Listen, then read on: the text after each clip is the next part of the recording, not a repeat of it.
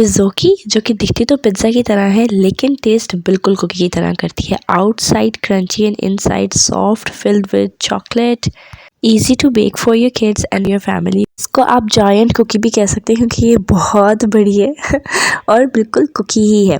तो चलिए हम इसकी डो को स्टार्ट करते हैं। हमें सबसे पहले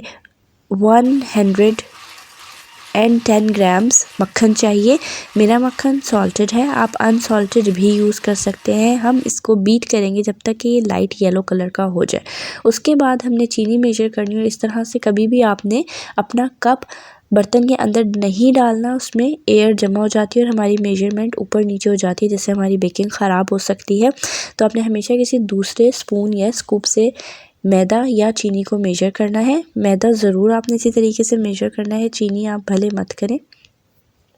और उसके बाद इसको टैप टैप कर दें ताकि लेवल क्वांटिटी हो जाए। अब इसको मक्खन के अंदर मैं ऐड कर दूंगी। आधा कप चीनी थी, अब 1/3 कप शक्कर यूज़ करेंगे जो घर में आती है नॉर्मल। ये बहुत इजी इंग्रेडिएंट्स हैं, सब आपके घर में होते हैं। आपने बड़े डले को निकाल देना क्योंकि वो मिक्स नहीं होगा और मुंह में आएगा तो अच्छा नहीं लगेगा। तो ये 1/3 कप शक्कर भी मैंने डाल दी। हमें कोई ब्राउन शुगर नहीं चाहिए। एक अंडा, उसको डायरेक्ट इसलिए नहीं डाला कि कहीं ख़राब ना निकल आए, तो पहले दूसरी कटोरी में चेक किया और फिर डाला। अब हम विस्क से इसको मिक्स करेंगे। एकदम से मशीन नहीं चलानी वरना सारी चीनी हो जाएगी, फुर करके उड़ जाएगी। तो इसलिए पहले हाथ से मिक्स करें, उसके बाद मैं स्विच ऑन करके इसको बीट करूँगी। थोड़ा सा बीट करना है। जब चीनी और शक्कर अंडा मिक्स हो जाएगा तो हम बीटर बंद कर देंगे। आप हैंड विस्क से भी बीट कर सकते हैं। अब यहाँ पे मैदा मैंने पहले से नापा हुआ था, 1 कप मैदा है और उसको भी उसी तरह नापा जैसे चीनी को। आधा चाय का चम्मच लेवल्ड बेकिंग पाउडर डालकर अच्छी तरह से मिक्स कर लें। कहीं साइड में नहीं रहना चाहिए वरना आपकी कुकी अच्छी नहीं बनेगी, कड़वी हो सकती है।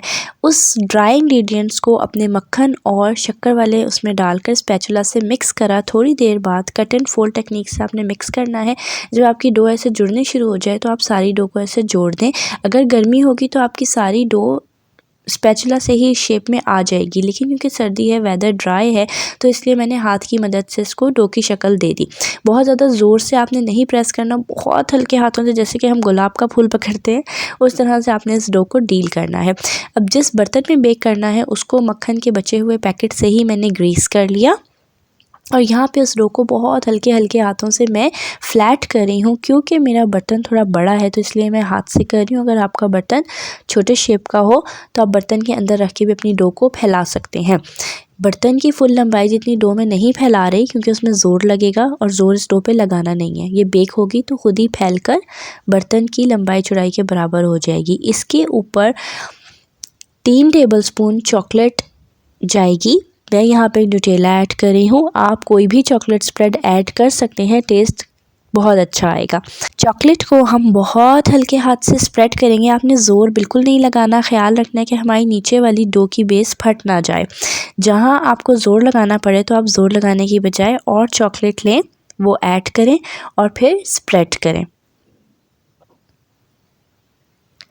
अब यहाँ पे इसको बहुत हल्के हाथ से मैं स्प्रेड करूँगी। आप इस रेसिपी को ज़रूर ट्राई कीजिएगा, ये बच्चों की बहुत फेवरेट होती है। और जिस तरह से हम कुकीज़ बनाते हैं सेम वही चीज़ है, बस थोड़ी सी इसकी लुक डिफरेंट है। आप किसी भी साइज़ के बर्तन में बना सकते हैं, ज़रूरी नहीं कि आपके पास इसी तरह का बर्तन होगा तभी ये बनेगी। बस आपने इसको केक की तरह बहुत मोटी लेयर नहीं करनी, लेयरिंग ऐसे ही करनी है जैसे मैं दिखा रही हूँ। फर्स्ट बेस को अच्छी तरह चॉकलेट से कवर करके इसके ऊपर मैं डालूंगी चॉकलेट चिप्स। ये बिल्कुल ऑप्शनल है, अगर चॉकलेट चिप्स आपके पास नहीं है तो आप नहीं डालें। आपने देखा होगा कि कितने सादा और कितने थोड़े से इंग्रेडिएंट्स से आप एक ऐसा मीठा बना सकते हैं जो कि 4 से 5 लोगों के लिए बहुत आराम से पूरा होगा। अब यहाँ पे मैंने डो को, आपने देखा था, 2 हिस्सों में डिवाइड किया था। आधे हिस्से को पहले बेस बना ली, चॉकलेट स्प्रेड लगाई, चॉकलेट चिप्स डाले और अब दूसरे हिस्से को बहुत हल्के हल्के हाथ से मैं नीचे वाली बेस के जितना कर रही हूँ और अब इससे हमने उसको कवर कर देना है। किनारों से चॉकलेट को कवर कर दूँगी वरना जब ये बेक होगा तो चॉकलेट नीचे गिर जाएगी और बर्तन ख़राब होगा क्योंकि वो मेल्ट होगी। तो इसलिए एजेस को मैंने अच्छी तरह से कवर कर दिया है कि कोई भी चॉकलेट वेस्ट ना हो, नीचे ना गिरे। और आपने ज़ोर बिल्कुल नहीं लगाना, मैं बहुत हल्के हाथ से कर रही हूँ। अब टॉप पर भी हम इसमें चॉकलेट चिप्स डाल देंगे। चॉकलेट चिप्स डालने के बाद इनको दबाना बहुत ज़रूरी है, अगर आप नहीं दबाएंगे तो ये जल जाएंगे, और आप दबा देंगे तो ये जलेंगे नहीं बल्कि अच्छा सा चॉकलेटी फ्लेवर आएगा और ये मेल्ट भी नहीं होंगे। इस वक्त मेरे किचन में इतनी ज़बरदस्त खुशबू आ रही है, मुझे लग रहा है मैं किसी बेकरी में खड़ी हुई हूँ। इसको 180 डिग्री पर बेक करेंगे 20 से 25 मिनट, और अगर आपका कन्वेक्शन ओवन है तो आपने 200 डिग्री पे उसको प्री हीट करना है और फिर 200 डिग्री पे ही 18 मिनट्स पकाना है। लेकिन ये सिर्फ कन्वेक्शन माइक्रोवेव ओवन के लिए है, दूसरे ओवन में 180 पर ही बेक होगा। अब इसको थोड़ा ठंडा कर लेंगे क्योंकि ये ठंडी सर्व होती है, बहुत ज़्यादा गर्म नहीं सर्व होगी। और इसको हम कट कर लेंगे बिल्कुल पिज़्ज़ा की शेप के ट्रायंगल्स में ये कट होगी।